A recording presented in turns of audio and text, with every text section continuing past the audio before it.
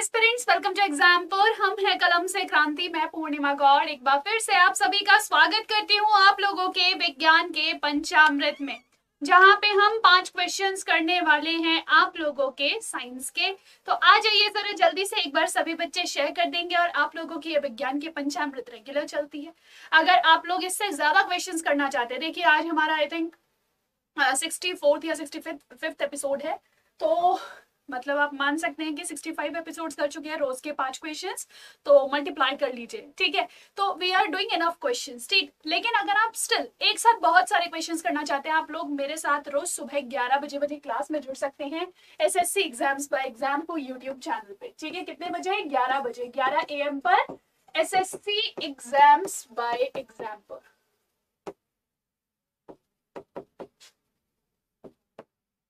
ठीक है, चलिए तो आज के अपने 15 जून के क्वेश्चंस करना स्टार्ट करते हैं। पहला क्वेश्चन आपसे कहता है the physical state of ionic compound is, यानी कि कोई भी एक आयोनिक यौगिक है उसकी फिजिकल स्टेट क्या होती है, ठीक है, आपको यह बताना है। अब देखिए यहाँ पे सबसे पहली चीज आ जाती है कि मैम जब भी हम फिजिकल स्टेट की बात करते हैं, इसमें क्या क्या चीजें हम लोगों को देखनी पड़ती हैं। तो फिजिकल स्टेट का मतलब है सिर्फ इतना कि जब आपने कोई एक आयनिक पदार्थ देखा तो उसकी अवस्था कैसी है, वो सॉलिड है मतलब ठोस है, तरल है या द्रव है, इसी को हम फिजिकल स्टेट कहते हैं। अब आप एक चीज यहाँ पे ध्यान रखिएगा कि जो भी आयोनिक कंपाउंड है, जिसको आप इलेक्ट्रोवैलेंट कंपाउंड भी कहते हैं या विद्युत संयोजी कंपाउंड भी कहते हैं, यौगिक कहते हैं, उसके अंदर हमें क्या देखने को मिलता है बच्चा? उसके अंदर हम लोगों को आयंस के कारण दो आपके एलिमेंट्स का एक बॉन्ड देखने को मिलता है, जो कि एक मजबूत बॉन्ड होता है, ठीक है। और इस मजबूत आबंध के कारण क्या होगा कि ये जो आपके जनरली जो आयनिक पदार्थ होते हैं ये ठोस होते हैं, ठीक है। मुख्य रूप से आपको ये ठोस पदार्थ ही देखने को मिलेंगे। तो वेपर स्टेट में नहीं हो सकते, मॉल्टन में होते हैं, एक्सेप्शनल केसेस होते हैं कुछ, ठीक है। बहुत ही ज्यादा एक्सेप्शनल केसेस होते हैं जो आप नॉर्मल लाइफ में देखते हैं, बहुत कम हो, ठीक है। अगर आप केमिस्ट्री से बहुत ज्यादा डील करते हो तब आपको ये चीज देखने को मिलेगी, molten state of ionic compounds. लेकिन नॉर्मली आपको किसमें मिलेंगे? जैसे आपके घर का नमक है, तो घर का नमक है किस चीज का होता है? NaCl का बना है ना, तो वो क्या है? वो आपका लवण है, और लवण के अंदर क्या मिलेगा? ठोस मिलता है। आपके घर में जो फिटकरी रखी है लवण है, क्या है? ठोस होती है ना, तो बस वही चीज। चलिए नेक्स्ट क्वेश्चन की तरफ चलते हैं। अगला क्वेश्चन आपसे कहता है 14 जून को विश्व रक्तदान दिवस डैश के जन्म के उपलक्ष्य में मनाया जाता है। इन्हें 1930 में नोबेल पुरस्कार से सम्मानित किया गया था। तो पहली चीज ये है कि आपको आंसर देना है कौन है वो जिनके लिए आपने कल पढ़ा होगा कि आज विश्व रक्तदान दिवस मनाया गया था। तो बच्चा यहाँ पे ध्यान रखिएगा कि 14 जून को कार्ल लैंडस्टीनर जी का जन्म हुआ था, ठीक है। किनका? कार्ल लैंडस्टीनर जी का। इन्होंने क्या किया था? इन्होंने ABO रक्त समूहों को खोजा था, ठीक है। साथ साथ RH फैक्टर को खोजने वाले भी यही थे, ठीक है। RH कारक को भी खोजने वाले यही थे। तो यही जो हमारे साइंटिस्ट हैं, क्या नाम है इनका? इनका नाम है कार्ल लैंडस्टीनर। तो इन्हीं कार्ल लैंडस्टीनर के जन्म के उपलक्ष्य में हम 14 जून को क्या मनाते हैं? विश्व रक्तदान दिवस मनाए जाते हैं। इन्हीं को फादर ऑफ ब्लड ट्रांसफ्यूजन भी कहा जाता है, या father of modern blood transfusion भी आप इनको कहते हो, फादर ऑफ ब्लड ग्रुप्स भी कहते हो, इनके रक्त समूहों के जनक भी आप इनको कहते हो, क्योंकि ABO ब्लड ग्रुप्स इन्होंने ही दिए थे। और इसी कारण से इनको 1930 में क्या मिला था? नोबेल पुरस्कार। अब बात आ जाती है, यहाँ पे 2 नाम और लिखे हैं, निकेस्टल और स्टर्ली। मैम ये भी क्या ब्लड ग्रुप से जुड़े हुए हैं? यस। ये किस चीज से जुड़े हुए होते हैं? तो ध्यान रखिएगा, AB ब्लड ग्रुप को इन्होंने ही खोजा था, ठीक है। एंटीजन के आधार पे रक्त समूहों को बांटा जाता है। किसके आधार पे? एंटीजन के आधार पे कि RBC के ऊपर कौन सा एंटीजन मौजूद है। नेक्स्ट क्वेश्चन आपसे कहता है इक्विलिब्रियम में एक कण को रखने के लिए बलों का न्यूनतम संख्या कितनी है? भाई देखो, आपको इक्विलिब्रियम में मेंटेन करना है किसी भी चीज को। जैसे ये एक फलक्रम है, या फिर आप ऐसे मान लीजिए, आप वो जो झूला नहीं झूलते ऊपर नीचे वाला, सीसॉ जिसको बोलते हैं, तो ये जो सीसा है, आप उस सीसॉ को आप झूल रहे हैं, और जब आप सीसॉ झूले को झूलना चाहते हो तो यहाँ पे देखो, यहाँ पे होता क्या है, यहाँ पे आप देखोगे कि मैम आपको 2 इक्वल फोर्सेस की आवश्यकता है अगर आप इक्वल डिस्टेंसेस की बात करते हो। लेकिन आप मान लीजिए कि मुझे इस पेन को होल्ड करना है बिल्कुल इस तरीके से, एकदम सेंटर में होल्ड करना है, मैं दोनों तरफ कोई बल नहीं लगा रही, तो मुझे क्या करना पड़ेगा, दोनों तरफ इक्वल अगर बल लग रहा होगा ना तो ये बैलेंस रहेगा। लेकिन अगर दोनों तरफ इक्वल बल नहीं लग रहा होगा तब क्या होगा, तब ये गिर जाएगा।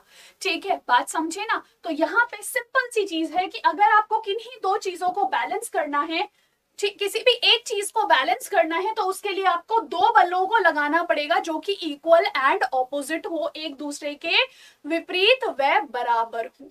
ठीक है, ध्यान रखेंगे। तो यहाँ पे भी हमने क्या किया है, 2 अलग अलग बलों को लगाया है, लेकिन हमने उसके बल को बराबर करने के लिए क्या किया, डिस्टेंस कम कर दिया। इसका कॉन्सेप्ट भी किसी और दिन देखेंगे। आज जस्ट ये जानिए कि बेसिकली आपको अगर किसी भी चीज को इक्विलिब्रियम में रखना है तो आपको 2 बल वहां पे लगाने पड़ेंगे। ठीक है, उसके माध्यम से चीजें आसान हो जाएंगी। नेक्स्ट क्वेश्चन की तरफ चलते हैं। Movement of hairs of drosera is referred to as, बताइए कि जो ड्रोसेरा होता है, ड्रोसेरा को सनड्यू के नाम से भी जाना जाता है, सनड्यू के नाम से भी जाना जाता है। क्यों? क्योंकि ये जो है ना लाल लाल सा आपका पौधा होता है और उसके ना ऐसा लगता है, उसके जो टिप होती है, एक सेकेंड आप शक्ल ही देख लीजिए, आप शायद ज्यादा अच्छे से समझ पाए। यहाँ पे ये तो क्लियर नहीं है इतना, देखिए यहाँ पे देखो लाल, ये आपका अंदर पीले रंग की इसकी लाइन है। बाहर जैसे सूरज की गर्मी में लपटें नहीं निकलती है, वैसे इसकी क्या निकल रही है, लपटें निकल रही हैं। और इधर अगर बहुत ध्यान से देखो ना तो आपको क्या मिलेगा, ऐसे बूंद जैसे आकार मिलेंगे, बूंद जैसी संरचनाएं मिलेंगी। तो ऐसा लगता है ड्यू हो, ठीक है, बूंद हो गई, ओस की बूंद हो। ठीक है, तो सन ड्यू मतलब क्योंकि सन के रंग का है और इसीलिए ड्यू है। अब आप देखो बहुत ध्यान से, जैसे इस सनड्यू के ऊपर एक कीड़ा आके बैठा, इसने क्या किया, इसने अपनी मूवमेंट शुरू कर दी इस सनड्यू ने। ठीक है, तो इसको हम क्या कहते हैं कि मैम इसने तो टच की वजह से ये काम शुरू किया। और जब भी आपका कोई भी पदार्थ, जब भी आपका कोई भी पौधा टच की वजह से काम शुरू करे, जैसे छुई मुई हाथ लगा दो, उसकी सारी पत्तियां बंद होने लग जाती है। ठीक है, फर्क नहीं पड़ता कि जो है हाथ आप ऐसे लगा रहे हो या फिर ऐसे लगा रहे हो, उसको कोई फर्क नहीं पड़ रहा, उसको जस्ट टच मिला, उसने काम करना शुरू किया। तो ऐसी जो मूवमेंट होती है ना बच्चा, इसको हम क्या कहते हैं, जैसे देखो ये सनड्यू का पौधा पूरा क्या कर रहा है, इस कीड़े को अपनी चपट में ले रहा है या लपेट रहा है उसको पूरा, ताकि उसको क्या मिल सके, होमवर्क में बताना कि ये जो आपका प्लांट है ये क्यों इस कीड़े को पकड़ रहा है। ठीक है, हम इसको कीट भक्षी कहते हैं। क्यों पकड़ रहा है, क्या चाहिए इसको इस कीड़े से। ठीक, तो यहाँ पे इस प्रकार की जो प्रक्रिया होती है इसको हम कहते हैं थिग्मोट्रोपिज्म। क्या कहते हैं, थिग्मोट्रोपिज्म। थिग्मो का मतलब होता है टच, ठीक है, ट्रोपिज्म का मतलब होता है अनुवर्तन। तो यहाँ पे आपको अगर देखो जनरली तो ऐसे ही आपका लिखा हुआ मिल जाता है आपको पेपर में थिग्मोट्रोपिज्म, लेकिन कई बार इसका एकदम शुद्ध हिंदी ट्रांसलेशन भी कर देते हैं, और वो क्या है, वो है स्पर्शानुवर्तन। स्पर्शानुवर्तन, ठीक है, तो थिग्मोट्रोपिज्म को क्या कहते हैं, स्पर्शानुवर्तन कहते हैं। ठीक है जी, अब अगले और अपने नेक्स्ट क्वेश्चन की तरफ चलते हैं। Which one of the following is not a true fish, बताइए इनमें से कौन सी एक सच्ची मछली नहीं है। सच्ची मछली का मतलब क्या है, सच्ची मछली का मतलब है जिसके पास गिल्स ना हो, गलफड़े ना हो, जो तैरती ना हो, और इसके अलावा उसको वो मतलब फिशेस वाली सारी जितनी भी क्वालिटीज हैं उसको होल्ड ना करती हो। यहाँ पे देखिए शार्क जो है एक कार्टिलेजिनस फिश है, ठीक है, इसके अंदर उपस्थित पाई जाती है। स्टारफिश इकिनोडर्मैट है, क्या है, इकिनोडर्मैट। ध्यान रखिएगा आपके पेपर के अंदर कई बार स्टारफिश से सवाल आता है और हर बार यही पूछा जाता है क्या ये मछली है, क्या ये मछली है। तो ये एक तो ये सवाल पूछ लेगा, दूसरा सवाल आपसे पूछा जाता है इसकी त्वचा के ऊपर कांटे पाए जाते हैं, तो ये कौन से संघ में आ जाता है। तो ध्यान रखना इसका संघ कौन सा है, संघ है इकिनोडर्मेटा। इकिनो का मतलब आप ऐसे ध्यान रखिएगा, इकिनो का मतलब होता है कांटे और डर्मेटा का मतलब होता है त्वचा। तो कांटेदार त्वचा वाले जितने भी आपके प्राणी होते हैं वो इकिनोडर्मेटा फैमिली में आते हैं। ये जो आपका स्टारफिश है अगर इसकी बाह कट जाए तो ये रीजनरेशन कर सकती है, ठीक है, पुनर्जनन कर सकती है। तो आंसर क्या हो जाएगा, स्टारफिश।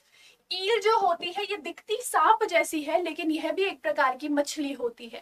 ठीक है। और सी हॉर्स समुद्री घोड़ा जिसको आप कहते हैं, तो समुद्री घोड़ा, उसकी शक्ल घोड़े जैसी दिखाई देती है, लेकिन वो है क्या एक्चुअल में, एक मछली होती है। ठीक है। आई जस्ट होप सो आपको आज का सेशन समझ में आया होगा। कोई समस्या हुई हो आपको आज के सेशन में तो आप डेफिनेटली मुझे नीचे कमेंट सेक्शन में बता सकते हैं कि मैम ये चीज समझ में नहीं आई, या फिर इसके ऊपर और इस टॉपिक से रिलेटेड और क्वेश्चंस करा दीजिए, आप मुझे ये भी सजेस्ट कर सकते हैं। ठीक है। और अगर डेफिनेटली अगर क्लास अच्छी लगी हो तो क्या करिएगा, नीचे कमेंट सेक्शन में बता दीजिएगा कि मैम क्लास अच्छी लगी, नहीं अच्छी लगी तो रीजन बताइएगा क्लास क्यों नहीं अच्छी लगी। ठीक है। और आई जस्ट होप सो आप लोगों के रेलवेज के एग्जाम्स बहुत अच्छे से गए होंगे। ठीक है। अब आप लोगों का एमटीएस का एग्जाम आने वाला है, और एमटीएस से रिलेटेड आपकी सारी क्लासेस चलती है एसएससी एग्जाम्स पर एग्जाम को यूट्यूब चैनल पे, आप वहां पे आके जुड़ सकते हैं। और आप लोगों का हरियाणा सीईटी का एग्जाम भी आने वाला है, तो आप लोग Haryana exams by example channel पे जाके भी अपने हरियाणा सीईटी की तैयारी कर सकते हैं। तो मेरी क्लास आपको मिलेगी एसएससी एग्जाम्स बाय एग्जाम्पल पे सुबह 11 बजे, और हरियाणा पे मैं आपको मिलूंगी दोपहर को 2 बजे।